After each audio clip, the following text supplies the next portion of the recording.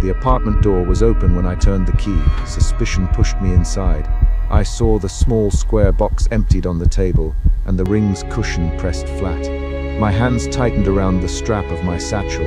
I called out, loud enough to test the silence. No answer came, only the ordinary hum of the refrigerator and the distant elevator bell. I stepped over the threshold to keep the door from swinging, because leaving it ajar felt like leaving an invitation. Doubt came next and pressed my step into the kitchen where the box had been. My mouth went dry. I found the unsigned note on the counter. A single sentence crossed out twice and a corner torn off. Anger rose hot behind my ribs, and then shifted into a colder fear when I noticed the lamp cord had been tucked differently than I left it. I pulled my phone out and dialed Daniel. "Daniel, are you at home?" I said, keeping my voice level because panic jagged my hands. Daniel's voice answered, quiet and clipped. "Not here, Emma. I'm at the office." I heard background noise through the line, muffled voices, the clack of a keyboard. "You were at the office," I repeated. "Then why is my wedding band gone and my ring box emptied?" Daniel's tone tightened. "Emma, I told you I left the band on the table last week when He stopped. "You need to calm down." "Daniel, I just walked into my apartment and the door was open," I said.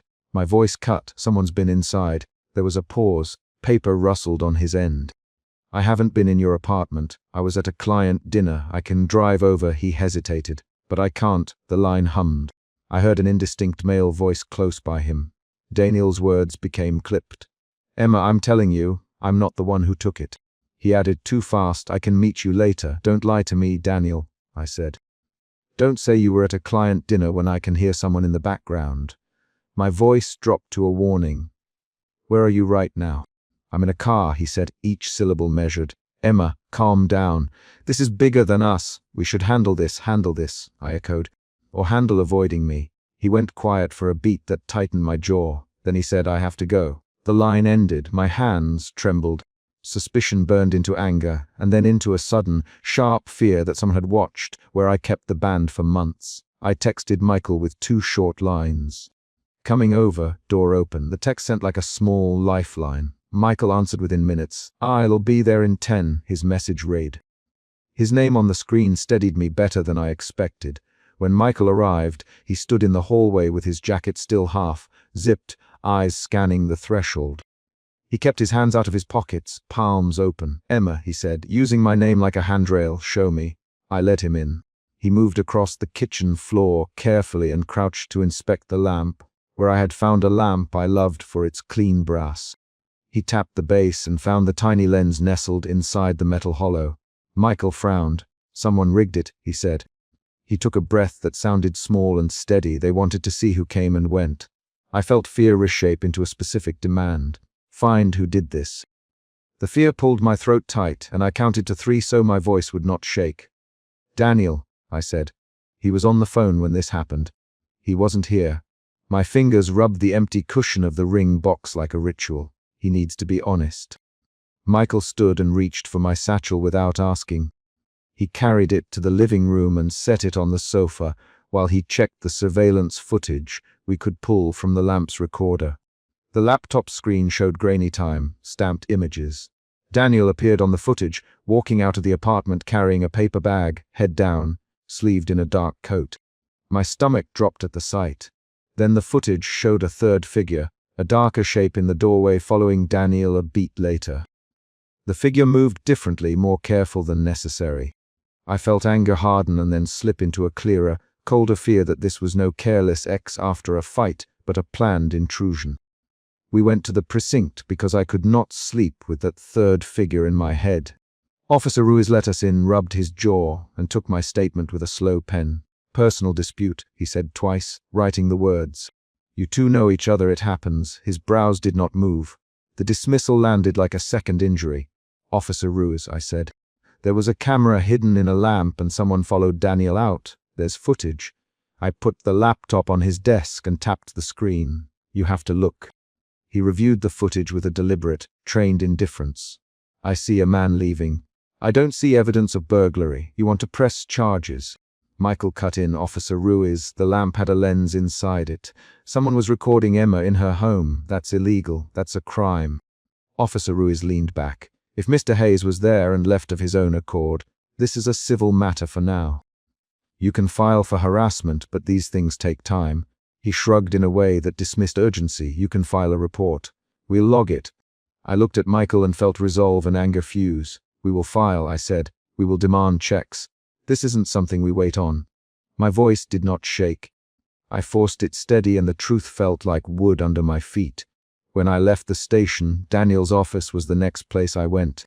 I took the elevator 2 floors up, palms sweating into the strap of my bag. I told the receptionist I needed to see Daniel Hayes. She examined me with a professional politeness and buzzed me in. The corridor smelled of coffee and paper. I found his office door and pushed it open.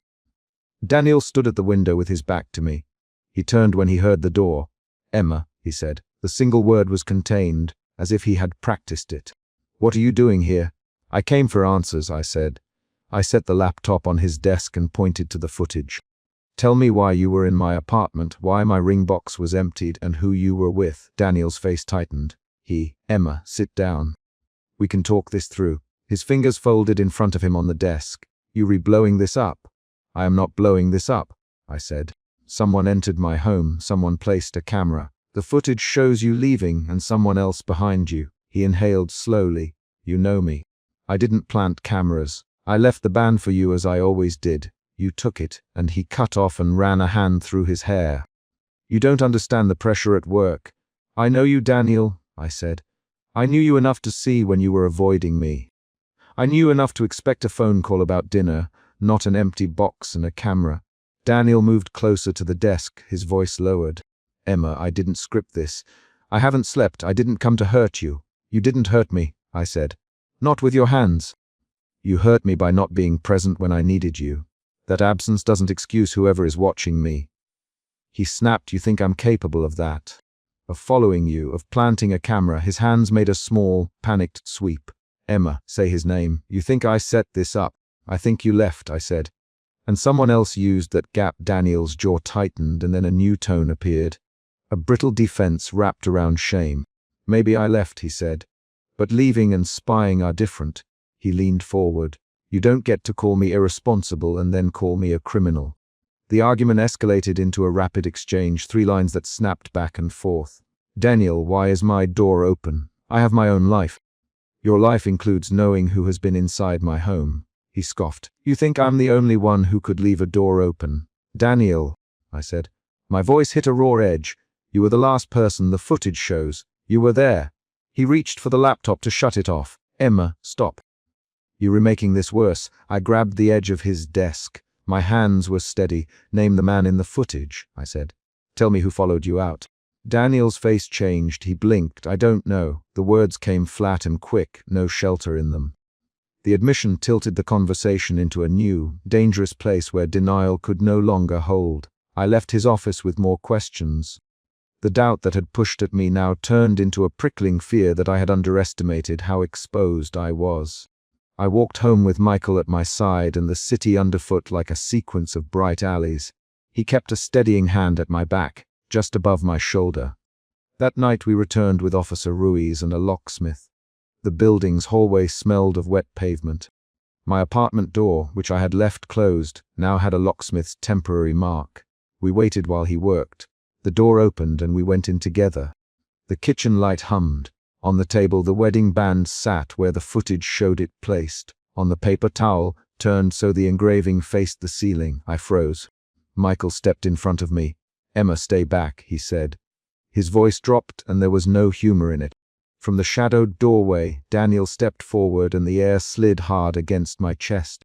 He held his hands empty for a second and then, slowly, put his palm flat on the table beside the band. "Give it back," he said to me, not to Michael, as if the demand had the power to rewind what had been taken. My knee jerked forward. "Daniel, what are you doing here?" I said. The sentence came out sharp. "You mean you were away?" "You mean you'd never?" I swallowed. Blood thudded in my ears. Daniel's face had a rawness to it I had not seen in the office. "MRI," the moment snapped. Daniel moved faster than I expected. He grabbed for the band. Michael lunged. The room erupted into a physical scramble. Metal clinked, a lamp toppled, and my satchel slid across the floor. I felt a sharp shove to my shoulder and the world narrowed to the thump of my ribs against bone. Officer Ruiz stepped forward and barked, "Stop!"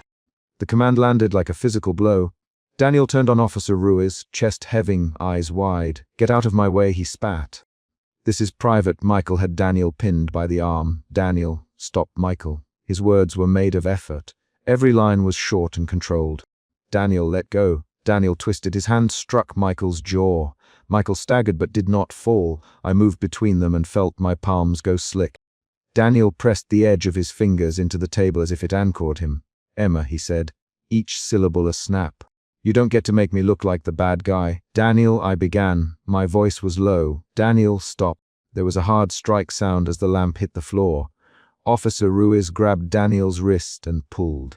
Michael stepped forward and pulled me close to the kitchen counter.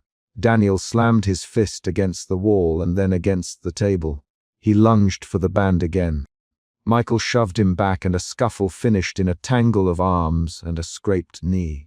The wedding band skidded and fell beneath the chair where the lamp had been. By the time the room had quieted, Michael crouched to retrieve the band and placed it carefully on the table where I could see the engraving. Officer Ruiz kept his hand on Daniel's shoulder until backup arrived and then began to read him his rights. I realized then how fear had shifted again, this time into a steady determination that whatever decisions I made next had to be based on clear, physical steps. My hands were shaking as I cleaned a cut on my palm with a paper towel.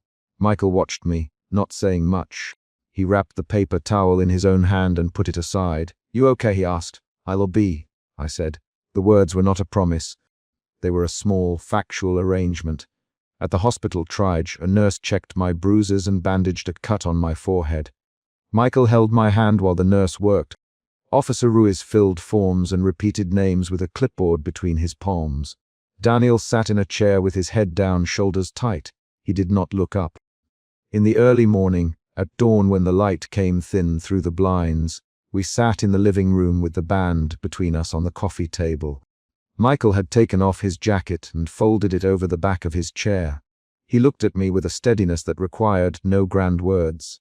"I can stay, Michael, for as long as you want me to." "Michael," I said. My voice was careful. "This isn't just about staying. It's about how I protect myself, about what I let back into my home." He nodded. "Then let's do it right. We'll get legal counsel. We'll change locks. We'll board up what needs boarding up. We call people who know how to handle this." Officer Ruiz returned with a folded sheet of paper and slid it across the coffee table. "Temporary restraining order you can request," he said. "It gives a date and conditions. It's not forever, but it buys time." I looked at the paper and then at Daniel sitting a few feet away. Daniel's face had cooled to something small and closed. He met my eyes for a second, and the look was full of a regret he could not get into words. He did not say my name. I signed the request for the temporary order with a pen that felt clumsy in my hand. The ink pressed black on the paper. Michael squeezed my fingers once, then let go so I could finish. I handed the form back. Officer Ruiz folded it and put it in the file. "We'll file it today," he said. We left the precinct and walked back into the apartment together. The morning was pale and the street smelled of cold concrete and coffee. Michael opened the door and held it. I stepped in and closed it behind me. I slid the deadbolt home and turned the key twice, each click solid and final in the quiet. The band lay on the table between the lamp's shattered pieces. I placed my hand over it, fingers covering the engraving. My palm felt a small, steady throb above my thumb from when I had braced against the table. I set the leather satchel on the sofa and reached for the small box where the thin gold wedding band had once lived. Officer Ruiz's words about paperwork and legal steps circled in my head, practical and exact. Michael moved to the window and opened the blinds a fraction. Light shifted into the room and fell on the ring's polished edge. The final event of the chapter was small and concrete. I took the band, put it back into the box, closed the lid, and set it in the top drawer of the kitchen cabinet. Michael reached out and closed the drawer for me. His hand lingered on the wood. We did not say forever. We did not promise change. We did not make a vow. We did one thing. We made the apartment a place with locks, records, and a legal paper trail. That was a choice anchored in action. Officer Ruiz left us with the next steps written clearly on a page. Daniel left with a bag. Michael stayed and unfolded his jacket onto the back of the chair again. I watched him arrange it and felt, without spectacle, the outline of what might come next. Officer Ruiz slid the temporary order across the desk. Michael took my hand as we walked back into the apartment, and I locked the door. I pushed through the municipal records door and found Daniel Hayes at the counter, holding our married name on a file. Suspicion tightened my chest before I reached the glass partition. His back was to me, but his shoulders carried the same practiced stillness he'd worn in courtrooms and board meetings. "Emma," he said without turning, and his voice landed like a chemical fact, precise and cold. The clerk slid a stack of stamped forms across the counter. I stepped up and reached for the form I had come to collect, and Daniel set his palm over it. My suspicion was not a quiet thought. It was a list of recent small things that did not add up. The ring cushion pressed flat on our kitchen table, the satchel strap digging into my palm, the apartment door I had found unlocked days before. Those images pushed me forward now. I said, "Daniel, that's mine. I need that record for the housing office." He kept his hand on the paper and looked at the clerk. "We were discussing this between us. Daniel, Mrs. Hayes, you can wait." The clerk blinked and shuffled the forms. My mouth closed and my hands hardened around my satchel strap. Suspicion moved me first to a question and then to a demand. I did not let the demand soften into a request. "Daniel," I said, "I need my copy today." My voice was level. He turned slowly, briefcase against his hip, and the watch on his wrist caught the late morning light. He did not smile. "You have time to talk later." That phrasing was the same line he'd used the night he left dishes in the sink and shut the bedroom door early. An argument began in small, exact steps. I pushed for the form, he refused, and I named the stakes. "If I don't file that today, I lose priority on the apartment transfer," I said. The clerk, Jenna, interposed with a polite clearance of throat. Jenna pushed a little microphone button and said, "Sir, we can only release joint property files to both parties, or with written authorization." Her voice was official, not curious. Daniel's jaw flexed. Michael Rise appeared behind me in the filing corridor while Daniel and Jenna spoke. He wore a worn denim jacket and held a small notebook in his hand. His presence cut the room's tension with a different temperature. "Emma, you okay?" I said. "Michael, go away." But my refusal did not sound convincing even to me. Michael stepped up and asked the clerk a direct question about procedure. "Jenna, can Emma sign here while we confirm the authorization?" His voice was low enough that it did not push, but precise enough to shift attention. The first emotion shift came quickly. Suspicion turned into a prickly fear when Jenna produced a stamped notice and set it on the counter by the file. The paper had a bold header and a deadline. I read the words and felt the room slide down into narrower airline. Transfer, vacate within 30 days. I lifted my hand and ran the pad of my thumb over the paper's edge to steady myself. Michael read over my shoulder and said, "Emma, that's a line notice. He did not present this as drama." He showed the fold of the paper where the stamp crossed Daniel's name. Daniel watched us. He folded his hands and said, "I filed the transfer of the apartment into a trust. It's administrative, Emma. You'll be notified properly." His sentence was precise and meant to sound bureaucratic. I answered with a sharper edge, "You filed what?" I asked. "You can't just file me out of that home." The clerk tucked a strand of hair behind her ear and asked whether we wanted to take the paperwork to a private booth. The municipal office hummed with other people's transactions. A child's cry leaked in from the waiting room. We left the counter and followed the movement of the story into a small neighborhood cafe across the street. The cafe smelled of burnt sugar and coffee grounds.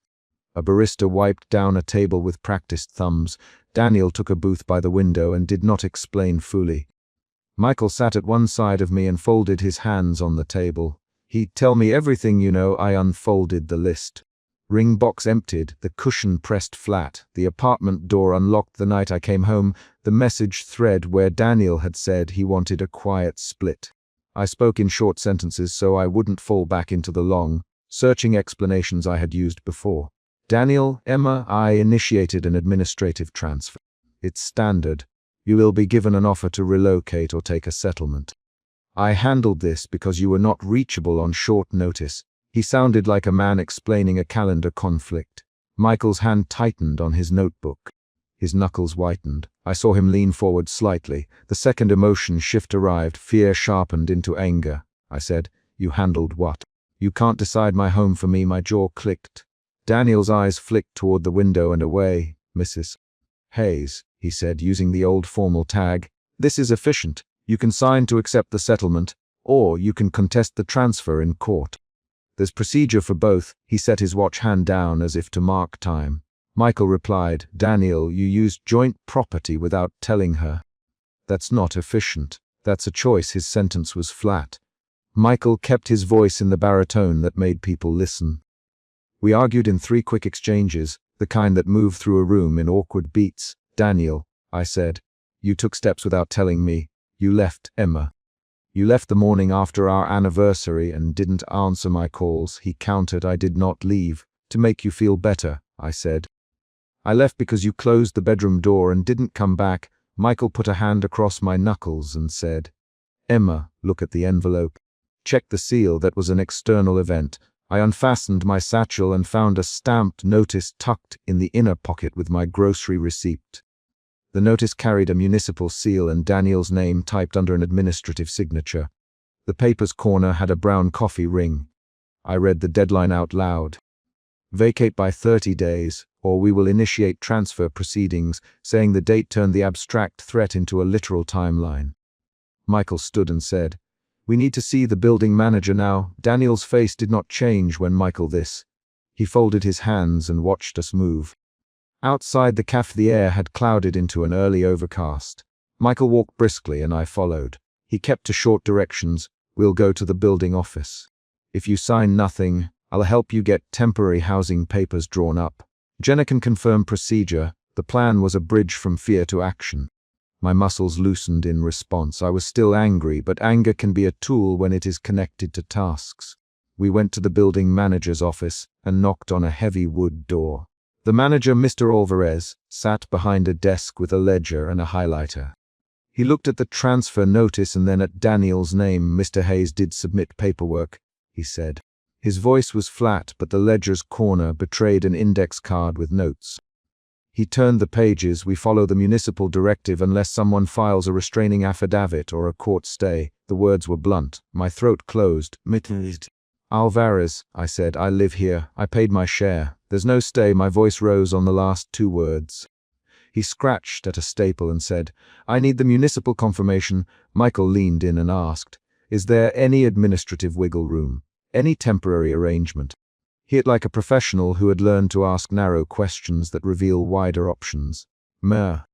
Alvarez pushed his glasses up and said, "We can accept a short-term accommodation if there's a written agreement between both parties. Otherwise, the building will comply with the transfer notice."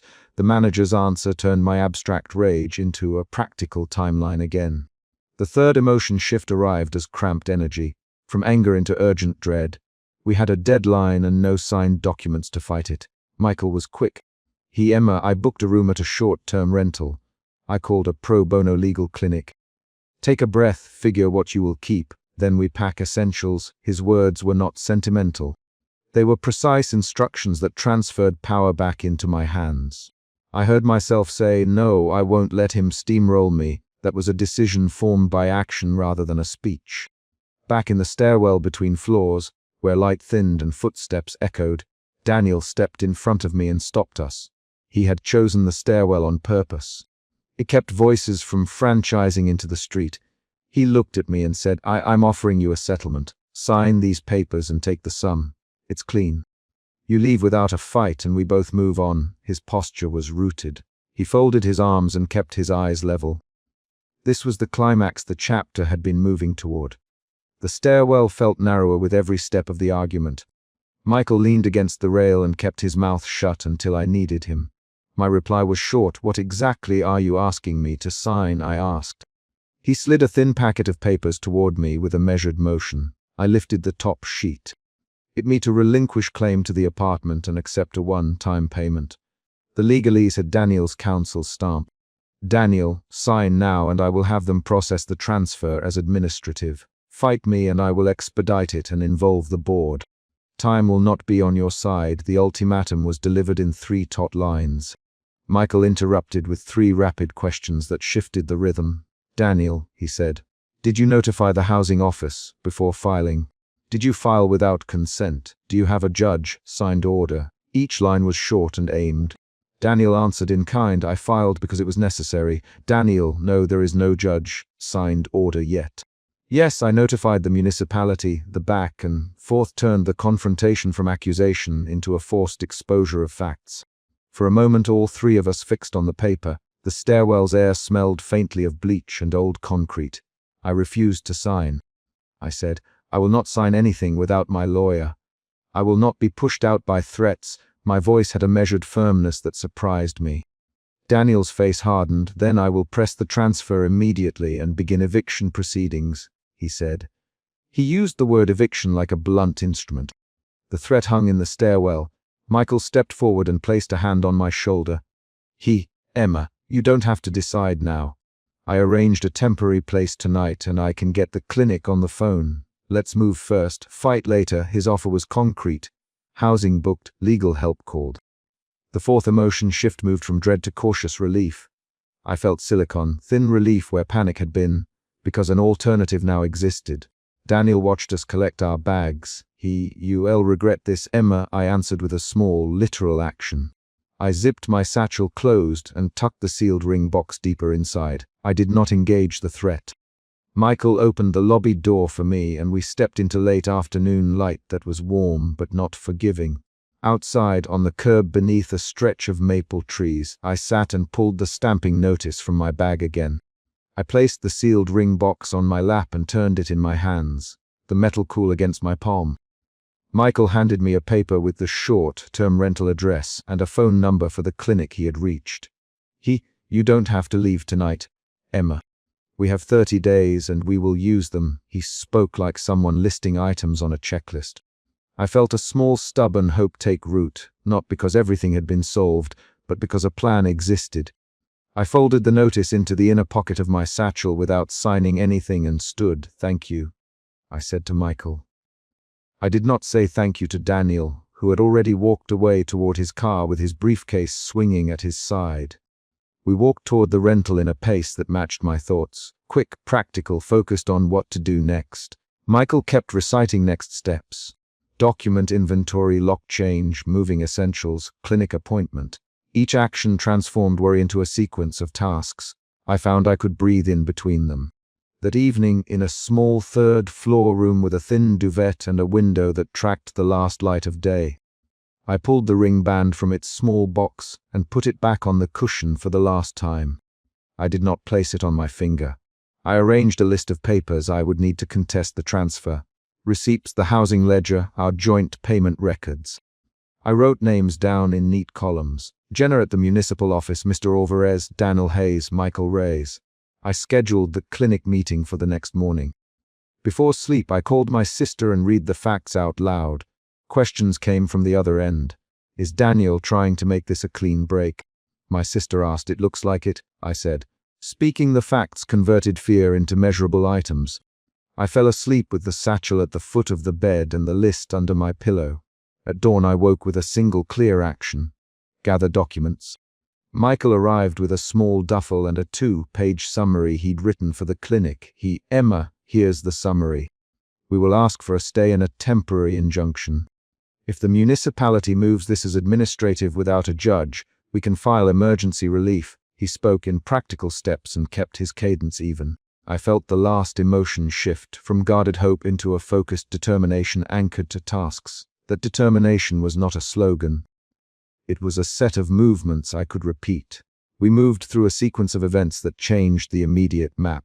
I signed nothing. I filed an initial complaint with the municipal office. The clinic agreed to take our call, and Mir. Alvarez agreed to accept a provisional agreement if the clinic filed a temporary stay. Each external event occurred within tight windows. Daniel called twice in the afternoon. I let the calls go to voicemail. When I listened, his messages were tight and polite. He ended one with, "I'm trying to make this simpler for both of us." The voicemail sounded like a man practicing calm. When the municipal office confirmed receipt of our complaint, Jenna wrote a note on the file and handed it to me. "I can't guarantee anything, but this will be attached to the file. Words like attached are the kind that change process diagrams into real documents. We had created friction where Daniel had expected a clean administrative sweep. The chapter ends with a concrete situational beat rather than a speech. In the late afternoon, I walked out of the municipal building carrying a stamped acknowledgement and a short list of dates for hearings. Michael walked beside me holding the rental key. I reached into my satchel, felt the sealed ring box, and turned away from the municipal entrance toward the street where the light had softened into golden hour. I said, "Let's go to the rental, we have work to do." Michael nodded and opened the car door. The sealed papers rested in my bag. I had not signed anything, and the transfer had not been processed yet. That small fact was its own kind of answer. I pulled the satchel strap higher on my shoulder, and we walked toward the rental with the municipal acknowledgement in my hand and a plan forming with each step. Daniel pressed the stamped final decree into my hand and did not meet my eyes. Suspicion tightened my fingers on the paper before I looked up. "Emma," he said, and his voice had the same clipped calm that had filled conference rooms and court recesses. People passed on the plaza, a child chased a pigeon, and the stamped seal looked heavier than the metal it was pressed into. The central problem sat in my palm. The marriage was legally over, and I had to decide what that ending would mean for me. I pulled my satchel strap to my shoulder with one hand and smoothed the crease in the decree with the other. I am 36, and I had moved out of our apartment 2 months earlier, leaving the small square ring box on the table because I could not understand what to do with it. The morning the box was emptied, the cushion flattened, I had stood in the doorway and watched the apartment feel simultaneously familiar and unknown. That memory was a concrete thing. The cushion pressed flat, the cupboard door ajar, the hum of the refrigerator. Those facts had guided my suspicions since then. "Why are you here, Daniel?" I asked, and I said his name the way someone taps a bruise to see if it still hurts. He folded his hands tight and looked at the plaza floor. "To sign what's been signed, Daniel, to make sure it's final." His jaw moved. He smelled like cedarwood and cologne. He had his leather briefcase and a slow, practiced stillness. I felt the first shift. Suspicion slid into guarded anger. My hands warmed, my jaw set. I thought of the municipal records counter where I had pushed through a closed door and found him holding a file with our married name. I thought of the way he had not reached for me that day. I said, "You left the ring on the table." My voice did not shake. Daniel did not answer immediately. He folded the decree and put it into his briefcase with deliberate care. "Emma," he said finally, "we agreed this is best." The sentence was meant to be a conclusion. With his mouth it felt like a report. "Best for whom, Daniel?" I asked. "For who?" I let the plaza noise fill the space where his answer should land. People slowed at the courthouse steps, curiosity moving like a second current through the gathered crowd. I stepped back from him and the suspicion hardened into a different shape. It became a need to know whether his decisions had been pragmatic calculations or a refusal to see me at all. An unexpected hand on my shoulder made me turn. Michael stood a few feet away, raincoat collar damp from a passing mist. He had been in 2 earlier scenes in my life without fanfare. There when the municipal records photo had unsettled me, there in a shop offering broken furniture fixes, but his presence here felt deliberate. Michael's face kept a gentle attention. He leaned in when listening and his eyes warmed with something steady. "Emma," Michael, and the word was a small, careful thing. "You okay?" "I'm fine," I said, and after I said it I realized the word was hollow. I closed my fist around the decree. Michael moved so that he was beside me, not blocking the path but close enough that his shoulder touched mine. We left the plaza together. Daniel watched us walk away and then followed at a measured distance. The second beat finished with a new actor in the scene. Michael, whose practical kindness had a tangible effect. He offered to carry my satchel and I let him. In the quiet corner cafe later, Daniel sat across from me and tried to explain. I ordered tea with 2 sugars because talking made my stomach feel hollow and the act of holding a warm mug steadied my hands. Daniel's words arrived like reports. His long hours, the quiet erosion of small moments into nothing. A career that demanded a face he could not show at home. "You retreated," I said. "You left the space where we should have been." I said his name to keep him in the conversation.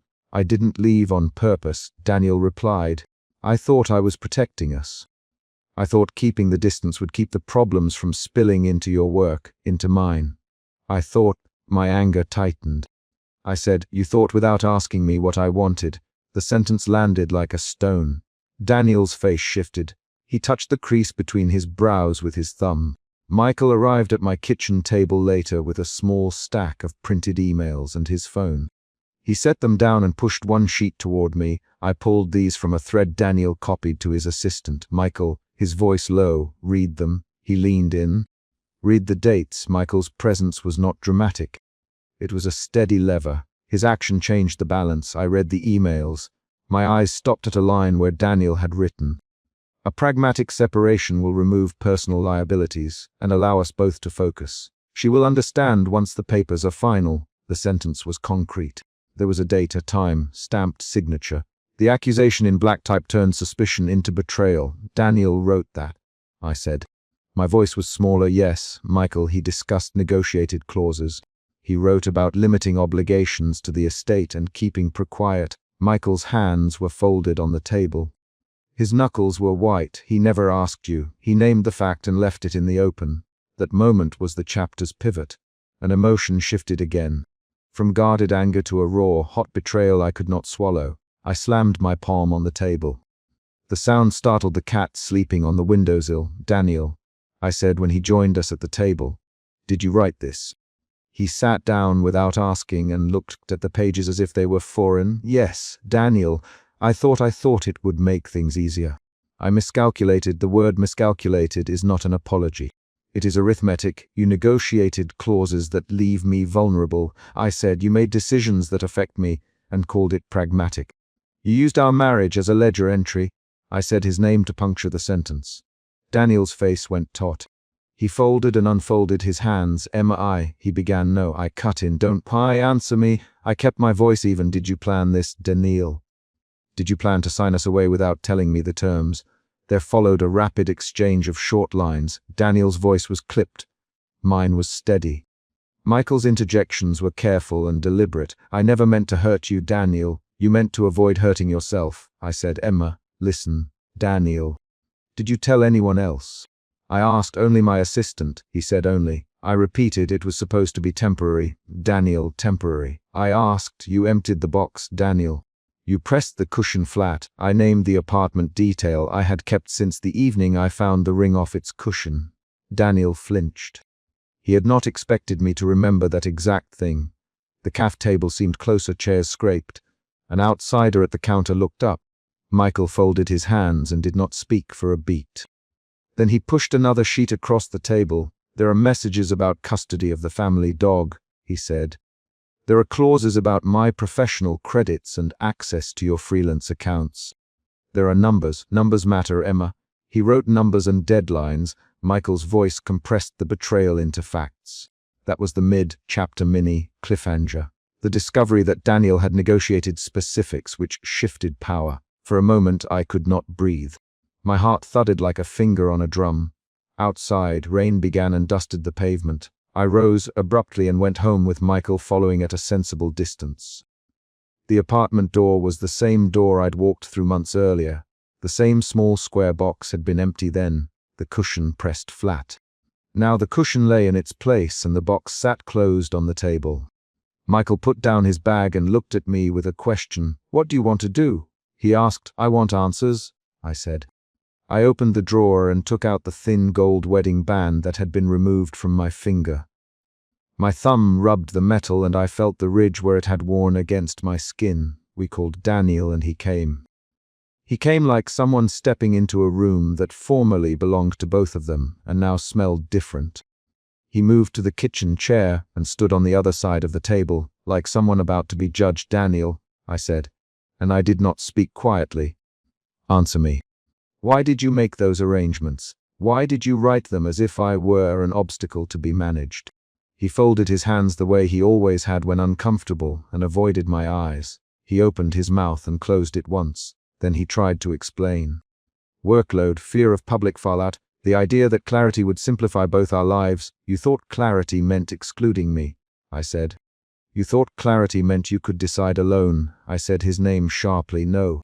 I thought it would protect you, he said. Protect me from what? I asked. From the cost of honesty. My voice rose, but I kept each sentence short.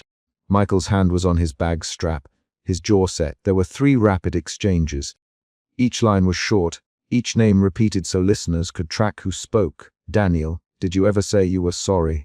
I asked. Yes, Daniel, I am sorry. He used the phrase that men sometimes choose when they cannot map the harm they caused. Sorry for what, Daniel?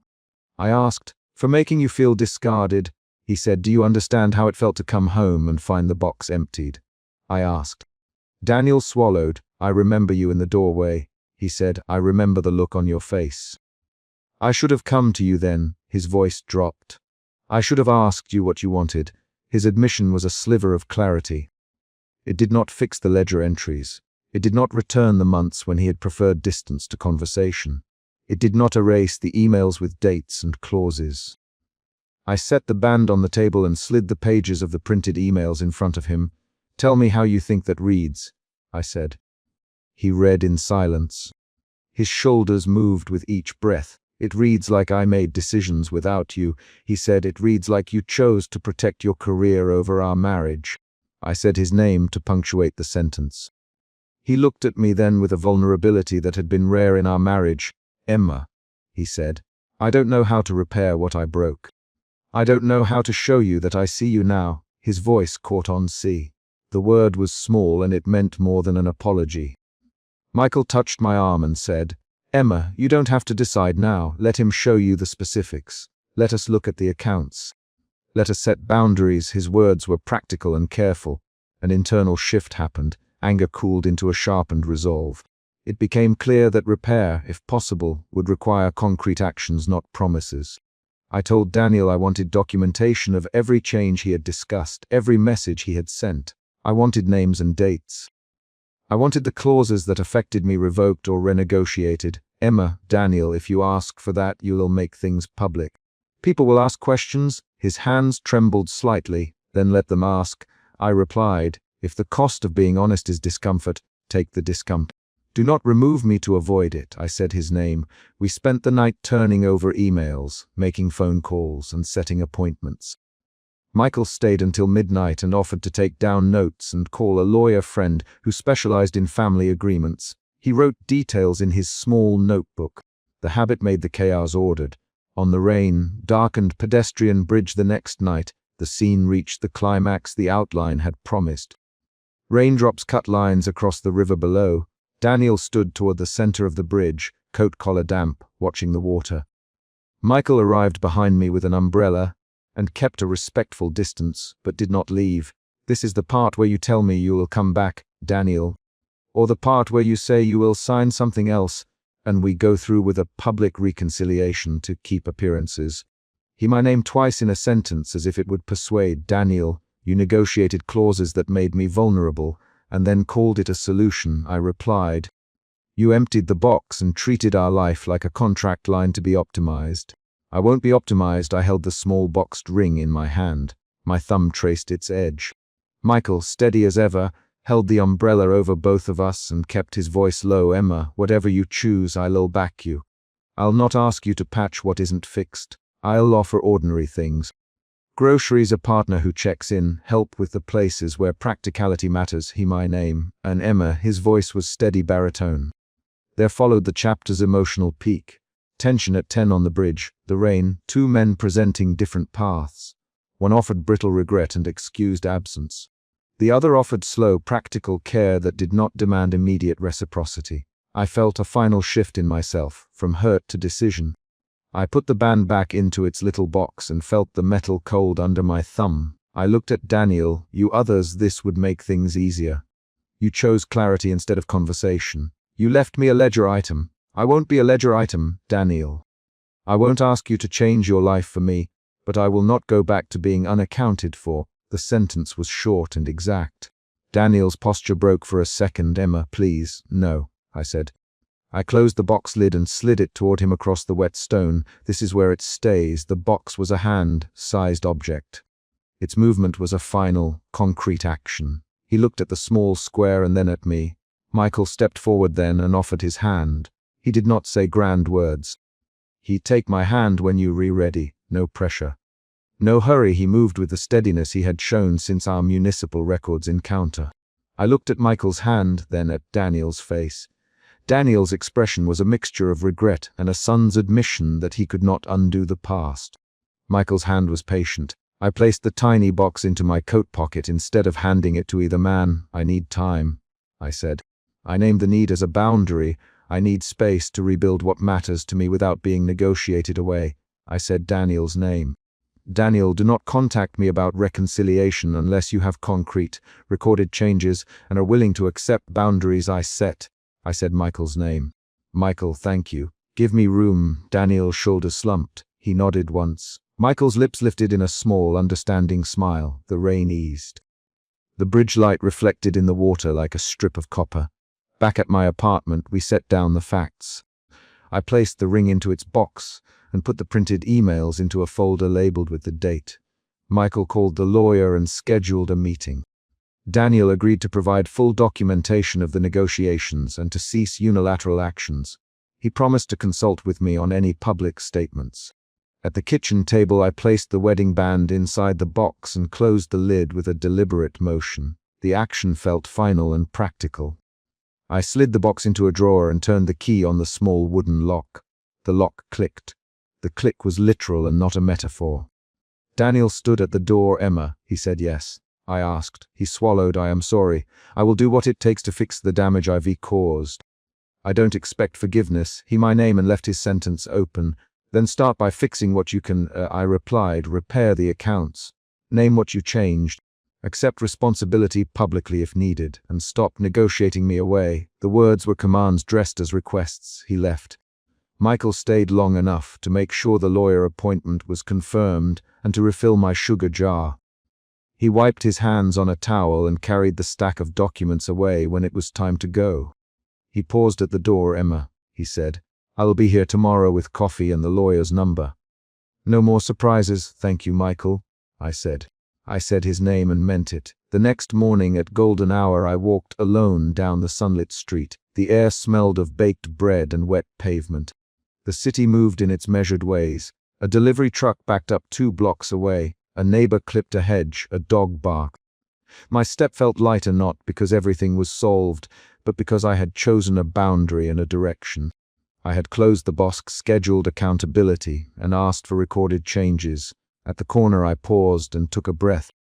The band was still in the drawer at home. The emails were in a folder. Daniel's promise hung in the air like an unfinished sentence. Michael had offered ordinary kindness. Daniel had offered late regret. Both had changed the map of my life. I took out my phone and typed a list.